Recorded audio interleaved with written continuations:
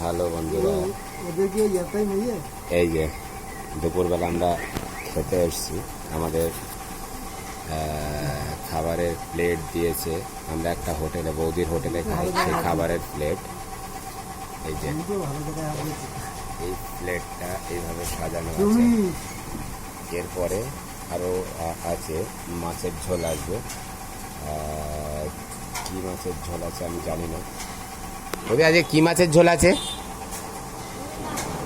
রুই মাছ, সেটাও দিয়ে দিন বাটিতে করে। তারপর আমি রেটটাও বলবো, এই খাবারের রেটটা কত আছে সেটা একবার বলি। মেনুতে কী কী দিয়েছে। এটা হচ্ছে আলু উচ্ছে ভাজা আছে, শাক আছে, আর এটা আছে কুমড়ো দিয়ে আলু দিয়ে কিছু একটা হবে।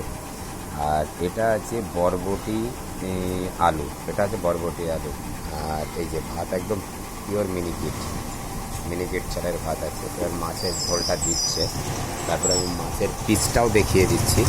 তারপরে রেটটাও আমি বলছি। যদি এই আমাদের এই সব ভিডিও অত ভাইরাল হবে না, কারণ আমিও জানি। কারণটা হচ্ছে আমরা তো অত বড় ফুড ব্লগার না।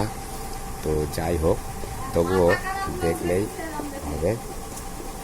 দেখুন, এই যে মাছের পিস এসে গেছে। এই যে মাছের পিস,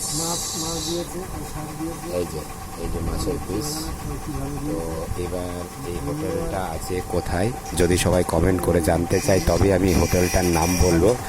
আর এটার রেট যেটা হচ্ছে কত টাকা সেটাও আমি বলছি। বৌদি এটার রেট কত আছে? এটার রেট আছে 60 টাকা, অনলি 60 টাকা। তো যদি মানে কারোর খেতে ইচ্ছে হয়, তার এই আইটেম যেটা থাকে সেটা কিন্তু রেগুলার একরকম থাকে না, প্রতিদিন চেঞ্জ হয়। তবে দেবে এরকম 3-4 রকম, সাথে ডালও আছে। আর ডালটা সাধারণত এই এর মধ্যেই থাকে। দুপুরবেলা যখন অনেক কাস্টমার হয় তখন টেবিলের ওপরে রাখা থাকে। যেহেতু আমরা দেরি করে আসি একটু খেতে, তার জন্যে এই খাবারটা এরকম আমাদের। ঠিক আছে, ওকে।